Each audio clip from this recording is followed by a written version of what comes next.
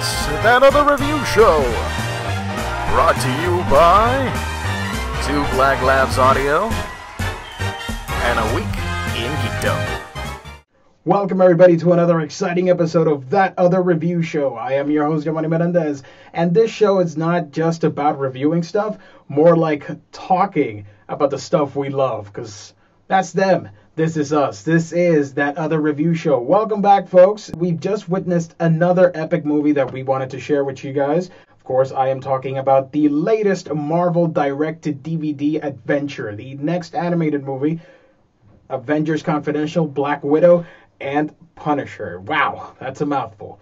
Of course, this movie is brought to you by the same creative team that brought you the infamous Marvel anime series, which I know that all of you out there in internet land just adore. This is in association with Marvel and Madhouse, one of my favorite Japanese animation studios, in my opinion, one of the best.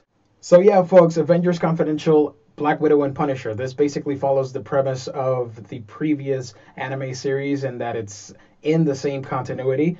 Of course, the four series, Iron Man, Wolverine, Blade, and the X-Men, as well as the other feature film, Rise of the Technovore, featuring Iron Man and S.H.I.E.L.D.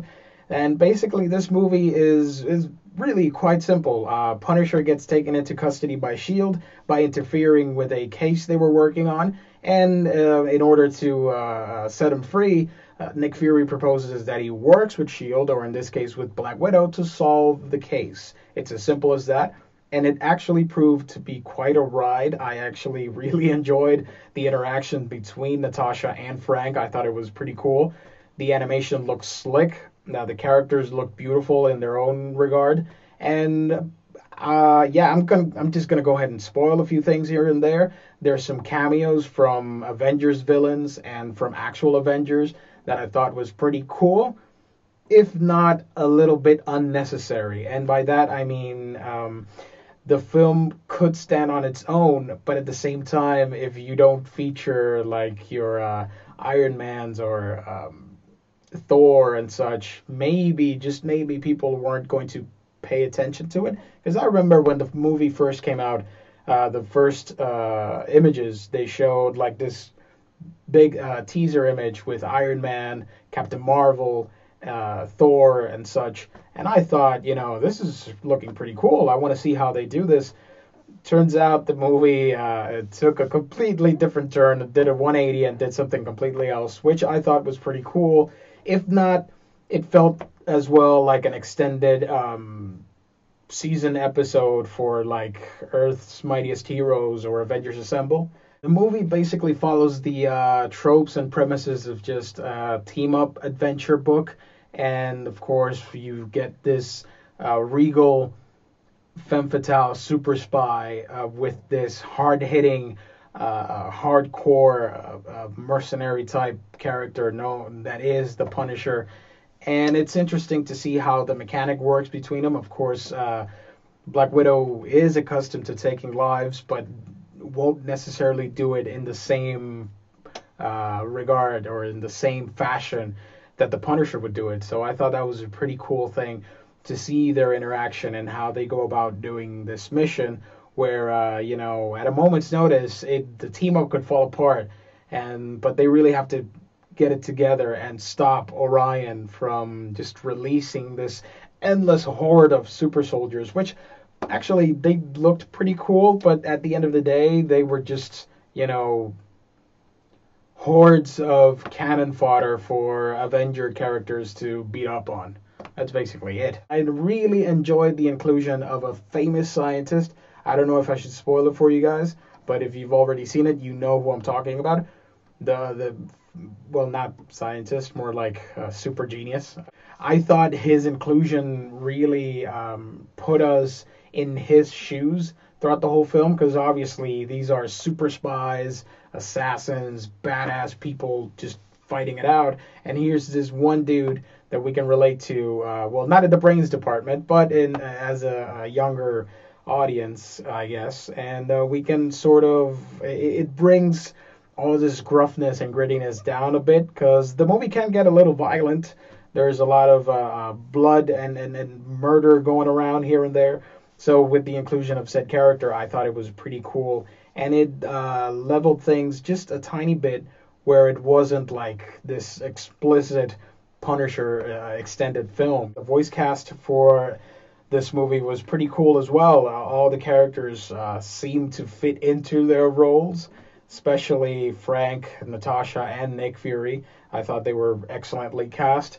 The movie itself, there's not a lot to say without spoiling it for you guys. There are a couple twists and turns, but otherwise it's fairly predictable, I would guess. One minor gripe I do have with it, and like I said earlier, there are a bunch of cameos in it.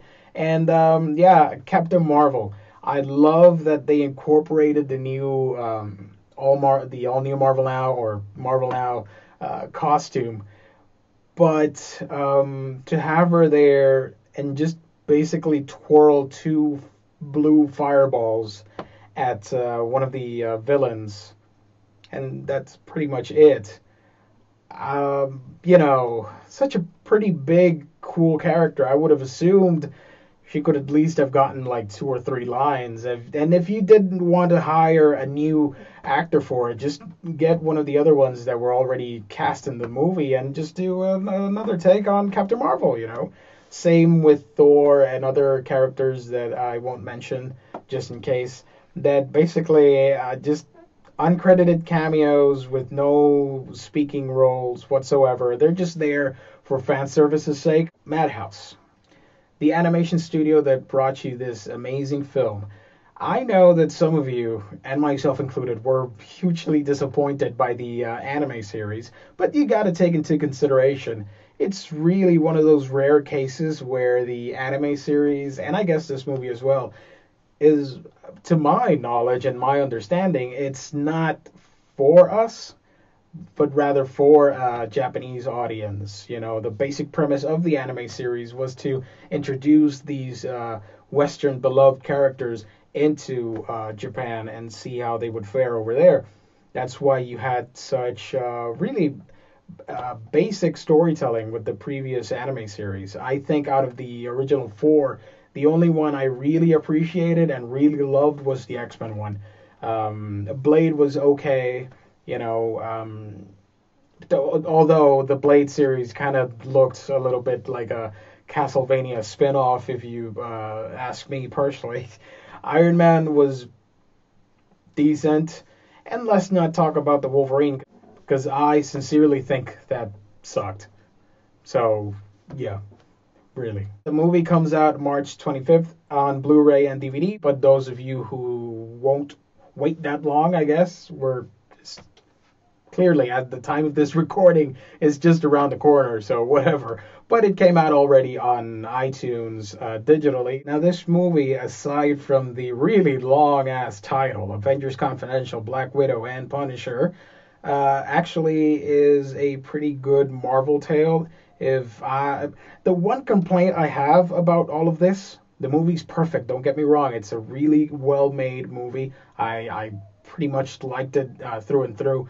But my one big gripe, other than the cameos, other than running times or voice acting or whatever, I am so used to Warner Brothers and DC Entertainment adapting classic, awesome, epic stories into their animated movies that I'm just left a little bewildered or just scratching my head a little bit as to, why can't we get adaptations of classic tales? I mean, I would love to see some classic Spidey movies.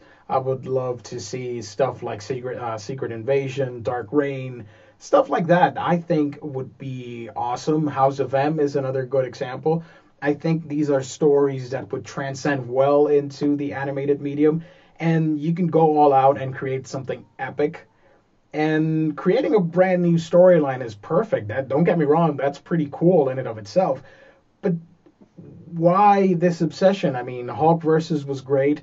The Rise of Technovore before this one was great. This one was also cool.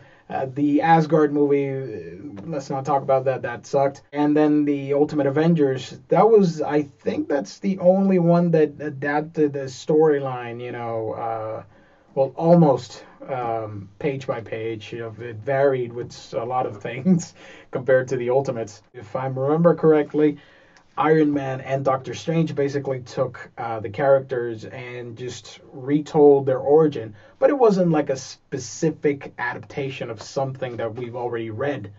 Whereas DC, with their work with Flashpoint, All-Star Superman, Batman Year One, and all these great tales that are getting adapted, I gotta hand it to Warner Brothers on that one. I prefer that route instead of just all new stories all the time. I do know that DC is recently, I believe last year was announced that they're going to do original material. That's great. But they're also doing adaptive works from stuff we've already read. And I think, Marvel has great resources to make some really cool movies. So, just get on that. So yeah, Avengers Confidential, Black Widow, and Punisher. I gotta say, if you're interested in a Marvel movie, that, yes, it's an original story, but if you're interested in something new, refreshing, and really quite good looking, and have a blast watching it, then I wholeheartedly agree that this is a must-have for Marvel fans. It is the best anime feature they've done compared to the series and the previous movie. I thought it was really cool. Are you guys in agreement with me? Let me know. Write down below or leave us your comments here at youtube.com/aweekingeekdom. Of course, you can subscribe to our videos. You can like our Facebook page. You can follow us on Twitter, or you can just visit our main website, our blog. That's aweekingeekdom.com. And by the way, I want to send out a big shout out to our life and gaming expert, Alexis. Thank you so much for reviewing Titanfall for us. That was pretty cool. I think I asked you on a whim, like, hey, Titanfall's coming out, why don't you review it? And basically, yeah, he took it upon himself to review that for us, so that was really cool. Thank you, sir. Thank you so much. And yeah, if you guys have anything that you want us to review, stuff that we can get our hands on, because let's be honest here, folks, we're not getting advanced copies of the things you want to play, because we're cheap, we're poor, and nobody really knows about us. We're just starting. So if you like this video, I wholeheartedly thank you from the most sincere and honest part of my being. And just knowing that you guys enjoy this review is more than enough. So yeah, usually we review things that we find interesting and we buy and enjoy. Like this movie, for example, that I witnessed. I was like, you know what? I got to review this for the interwebs because somebody might enjoy what I have to say about it. So if you've got something like that, it can be a book, it can be a video game, it could be a movie, comic books, anything. Just hit us up, let us know, or some gadgets. Why not? This is another installment of That Other Review Show. So for one final time, thank you guys for tuning in, and we will see you on the flip side. Remember to subscribe, or you can like and follow us on social media, or just follow us on our main website. That's aweekingeekdom.com. Okay, basically, Captain Marvel, Thor, Baron Zemo, War Machine, all these great characters, even Grim Reaper, said nothing. I would have appreciated a one-liner, but I guess, that wasn't the point. Whatever.